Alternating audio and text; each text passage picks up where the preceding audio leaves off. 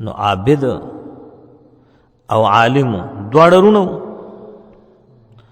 نو دا عالم لاړ درس د پاره، نو پخوا به ډېر سفرونو، بیا به کال پس راتله، رمضان المبارک ته نږدې شعبان المعظم کې به بیا علماو خپلو علاقو ته تشریف راوړه، د درس نه به فارغ و چې راله د ورور استقبال وکړه. دا کوم چې عابد و ښه روغ جوړ هر څه وکړل، دا عالم مدرس رور ورته وایي چې یاره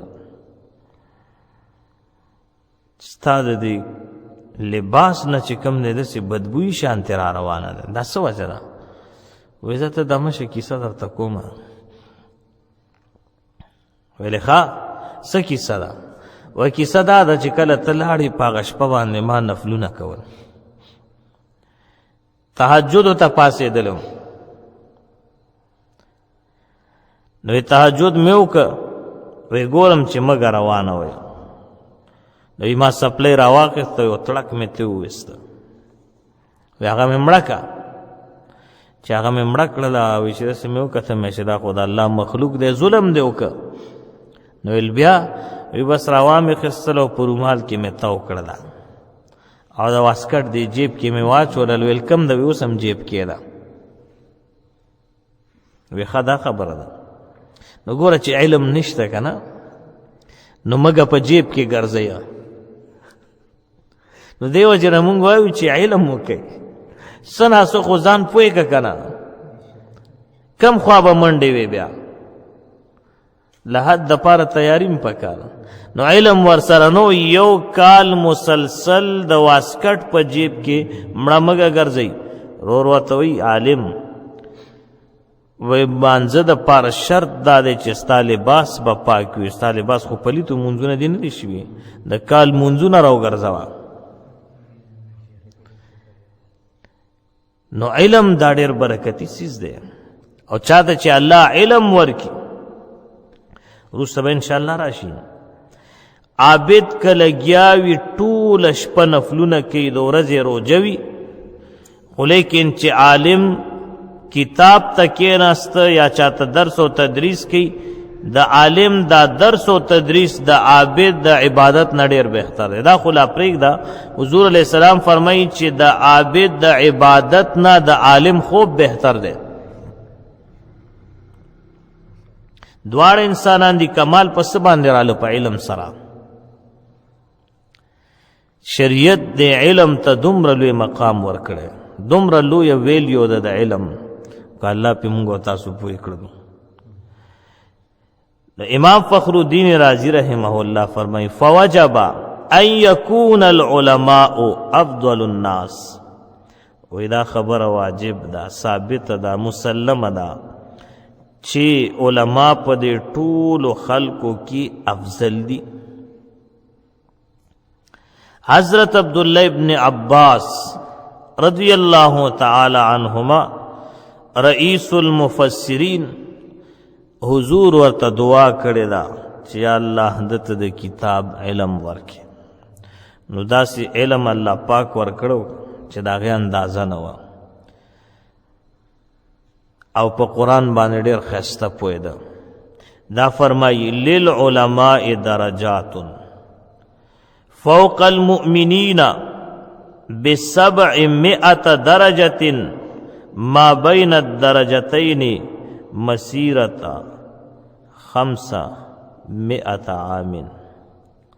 دا فرمائی دا علماء فضیلت پا عام مؤمنانو باندے 900 درجی زیاد دے. سمرا 900 درجی.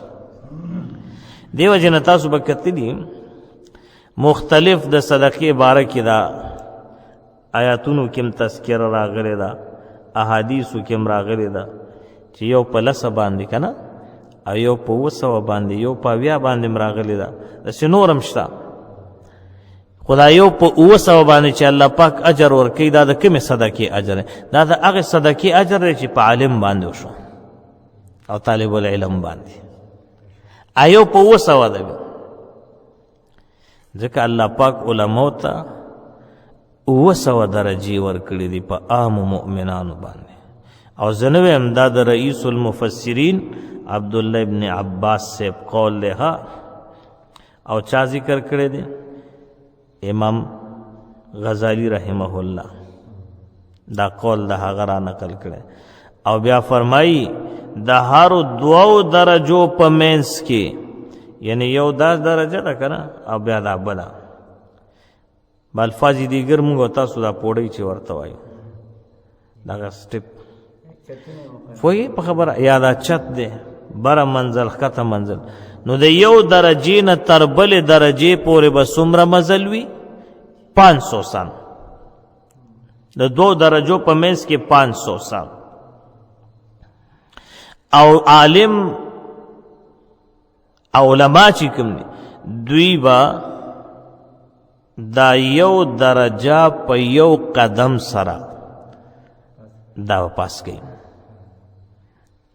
دیو جناغا دا عبدالرحمن بابا یو شعر دی کنه وی چې په یو قدم تر عرش پورې رسی ما لیدلی دی رفتار د درویشان څوک دی خو همدغه علما دي کنه هلکه چې عالم درویش نشي نو بس بل څوک درویش کیدی شي درویش فقیر او مسکین او ملنګ ته ویل کیږي نو د ټولو نه زیات په دې دور کې مسکینانو فقیرانو ملنګانو درویشان خو همدغه علما دي کنه ها په 100 روپۍ تنخواه باندې څومره محنت کوي هغې کې هم د خلکو 100 او 80 او 100 خبرې اوري او غوږ هم پې نه ګري او خبرې څوک کوي هغه خلک یې کوي چې د روپۍ مدد د عالم سره نشي کولی د روپۍ سر نه غوسئ هغه خبرې کوي عالم پسې کې نه وی ګورئ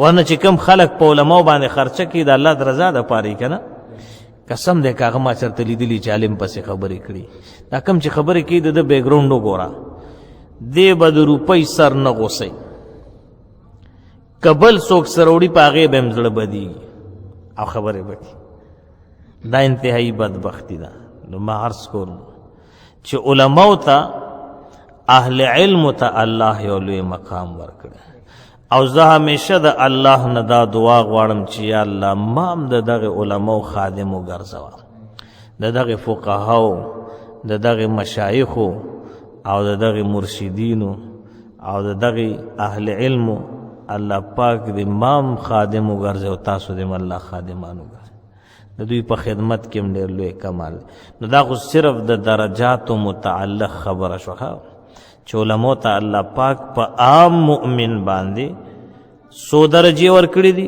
900 موږ تاسو دا نه غواړو چې د 900 درجې مو ته ملو شي او د علم سره ځان ټچ او علم سنا سه حاصل کو علم حاصلول ډېر آسان دي یو سړی 15 وخت مونځ کوي جمع سره او د مسجد ته راځي او د ورځې یو مسله یادوي څو یو نو کال کې څو مسلې شوې 315 مسلې یادې پوه شوې یا 315 مسلې یادې کړې نو چې 15 کاله نو 5 کې ضرب ورکړه څومره مسلې په زرګونو به یادې کړې او کمال پکې څومره دی چا چې یوه مسله یاده کړله څومره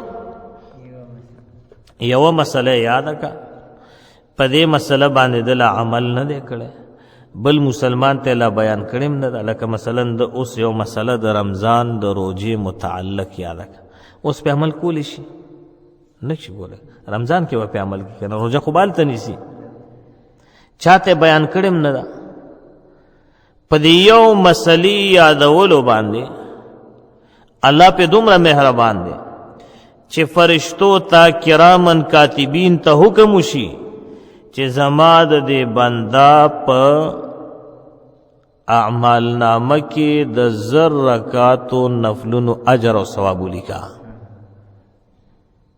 دا په یو مسله باندې بل یو روایت کې راځي چې د په عمل نامه کې د 9 کالو د قبول شوی عبادت اجر او ثواب لیکل کی نفل عبادت او قبول شوی سٹمپ والے شوی د الله په در کې منظور او مقبول د داسې عبادت د په عمل نامه کې لیکل کیږي څومره لوی فضیلت دی. خو زموږ استازو خلک توجه نه ورکوي. که ویلې شوي وو چې چا یو مسله یاده کړله، څه یاد کړل؟ یوه مسله د هغه جیب ته به 10 روپۍ راځي، نو موږ به د ورځې څو مسلې یادولې؟ جواب راکوئ. یا چا یو مسله یاده کړله او سهار را پورته شو، د هغه د پټي په پوله باندې به نغ چغ سپیدار ولاړي، څو مسلې به م یادولې د ورځې؟ بیا ځان به م پیشین کړو چې راځه یاده اوس خو سپیدار دی، پوهېږې؟ یا د لاچي بوټی به یا خروله به یا به چې چا مسله یاده کړله، بس خود به خود به د هغه پټي کې جوار راشنه کېږي. نو بیا مونږ تاسو ډېرې منډې واخلې. خو دا چې کم دي دا د نالیدو سودا ده، دا اوس په نظر نه ښکاري. دا چې زما او ستا د دوکې دا سترګې پټې شوې، د دوکې دا ژبه بنده شوه، غوږونه بند شو او قبر ته ورسېدو، لحد ته هلته به بیا پته لګي چې اوس څه حساب کتاب دی، او میدان حشر کې به پته لګي چې کله د الله حضور ته ور روان، هلته به بیا پته لګي چې د یو سبحان الله څومره برکت دی، د یو الحمدلله څومره برکت دی، د یو الله اکبر څومره برکت دی، د لا اله الا الله څومره برکت دی چې په اخلاص سره او د الله د رضا دپاره وي. څومره یو کس یو ځل لا اله الا الله ووایي، خالص د الله د رضا دپاره د زړه نه ووایي. پوهېږې په خبره؟ وایي دغه ټیم کې د عرش چې کومې منارې دي په هغې باندې زلزله راشي، د عرش دا منارې داسې خوځي. الله خو عالم ذات دی، عالم الغیب دی، عالم الغیب والشهاده دی، خالق مالک رازق دی، هر څه نه خبردار دی، ذرې ذرې نه. سره د علم الله تپوس کوي، ولې خوځي، څه چل دی؟ هغه ورته فرمایي ای زمونږ ربا، ستا یو بنده په اخلاص سره په محبت سره ستا د رضا دپاره لا اله الا الله ووایي، ستا د الوهیت گواهی ورکړله، خو یا الله تر اوسه پورې د هغه بخښنه نه ده شوې. دې وجې نه نو الله سبحانه وتعالی ورته فرمایي چې تاسو ګواه اوسئ ما خپل بنده وبخلو. څومره کمال دی پکې. وایي به څوک محبت سره به څوک کوئی، صحیح به څوک کوئی، د زړه نه به څوک کوئی، راولو به ورله څوک. دا خو هغه ټیم کې ډېر خوند کوي چې ځان له ناست یو، هېڅ څوک در سره نی، توره تیارۍ، د مدرسې په یو ګوټ کې، د مسجد په یو ګوټ کې. یو خبره یاد ساتئ، یو مسلمان دی او بل مؤمن دی. نو مؤمن او مسلمان کې فرق دی. مؤمن هغه چاته ویلې کیږي چې هغه 24 غنټې د دین اسلام تابع وي، د سنتو د مستحباتو پورا خیال ساتي، او د هر قسمه بدعاتو د رسم و رواجونو نه پاک وي، او دکی کامل اتباع وي. 24 غنټې د الله د حکم او د حضور صلی الله علیه وسلم د حکم تابعداري دا کامل ایمان والا د ته مؤمن ویل کی او د مؤمنانو صفات قرآن کې راغلي دي قرآن کې صفات ذکر شوی دي زې پځې راغلي یو صفت د مؤمن دا د اذا ذکر الله وجلت قلوبهم کله چې د پوړاندې د الله نوم واخیستل شي د الله جل مجده د دغه اسم مبارک د عظمت جلال د وجنه د پزړه باندې یاره راشي او د ګنا نه رستو شي د مؤمن یو صفت دا ده اسی مونږ او تاسو چرته ځان لناستو د الله ذکر هم کړي او الله هم یاد کړي دو بیا يرم په دې ځله باندې راغلي د چرته نو دغه د مؤمن صفت ده او چا کې چې دا صفت وي هغه ته مؤمن وي چې نه پکې بیا خو مؤمن نه ده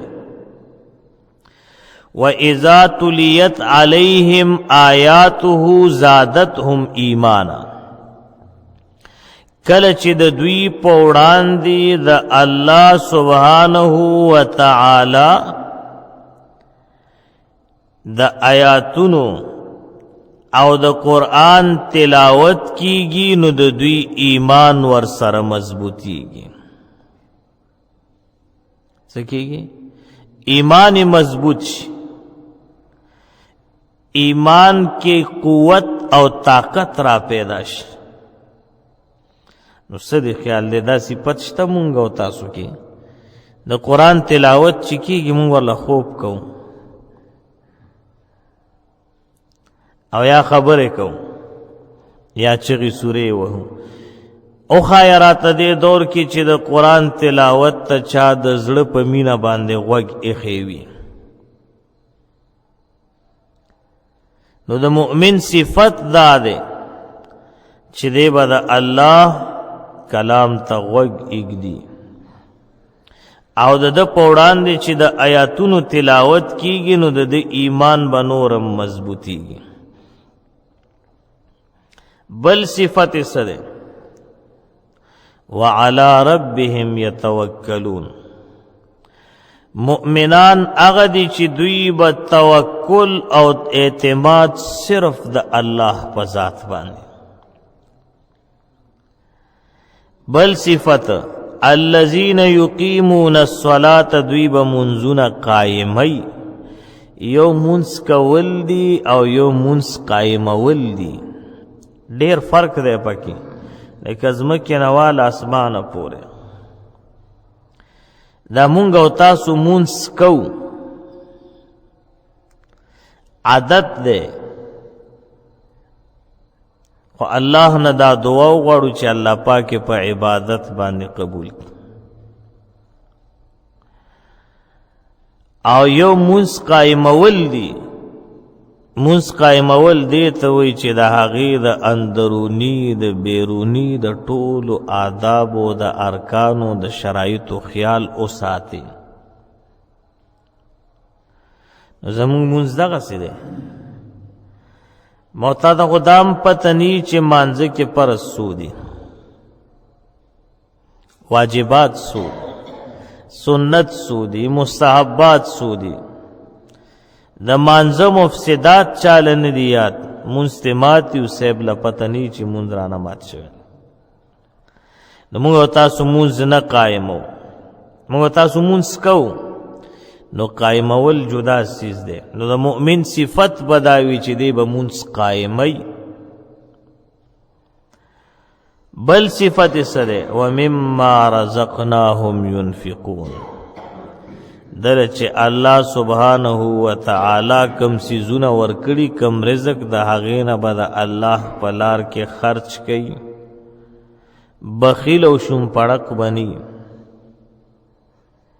دې زمانه کې ډېر بخیلان شته په ځان هم نه لګي د الله په لار کې هم نه لګي او په بچو باندې هم نه لګي نو څه پکې جمع کې صلاح چې نه په ځان لګي نه په بچو باندې نه د الله په لار کې نو بعض خلکو د شمارلو خوند اخیستی بشماري او بکس باندې سر رابند کی. مال خو هغه دی چې او دې خوړه او او دې سکلو واده غسته پیزار دې په واخیست او د الله په نوم باندې دې ورک. خو بیا د ټولو نه بهتر مال هغه دی چې د الله په نوم دې ورک. نو د مؤمن صفت دا دی چې مؤمن به بخیل نه وي، مؤمن به بخیل نه وي، دا به سخي وي. نو دا 5 صفات قرآن ذکر کړي دي په سورة الانفال کې. نور صفات هم شته، خو دغه صفات چې چا کې وي نو دا سری اولئک هم المفلحون. الله وی دا خلق کامیاب دي. نو چاته چې الله کامیاب او هغه کامیاب دي. الله فرمای اولئک هم المؤمنون حقا، دا سچ او رشتونی مؤمنان دي. لهم درجات، الله فرمای دوی د پاره درجات دي او دوی د پاره ورزق کریم او عزت والا رزق دی. دوی د پاره الله جنتونه تیار کړي. مسلمان چاته وي بس هر سړی د ځان لو ګوري دا مسلمان دی.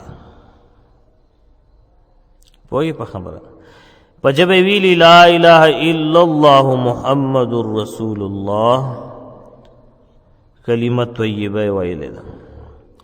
اگر چې زمونږ د ډېرو خلکو کلمه طیبه ټیک نه وي، ښه ټیک نه وي، د کلمې طیبه الفاظ صحیح ادا کول دا فرض دي. نور بم څنګه پوي کم فرض خو پیژنې کنه، دا مونږ فرض دی که سنت دی؟ لکه ها 5 وخت مونږ فرض دی کنه، هم پیژندل. دغه څه د کلمې الفاظ صحیح ادا کول دا سری فرض دي. لا اله الا الله، دا الله دا نوم بردک اخلي. محمد رسول الله، مون کلمه ده سوایو. زمونږ مسلمانان کلمه څنګه وی؟ لا اله الا الله. پوهیږئ کنه؟ لا اله الا الله، الا غلط وی او بیا هم ټیکئ نه. او کلا یا چاته دی وی چې مسلمان وروره دا کلمه ټیکا غلطه وی، بیا خپي مروري دایره ته ولې وی؟ ځان نه شیخ پولاد بابا د ځانه جوړ کړي. مې ټیک کو زما در باندې څه خپل کار کوه، ما غاړه خو بند نه کړه.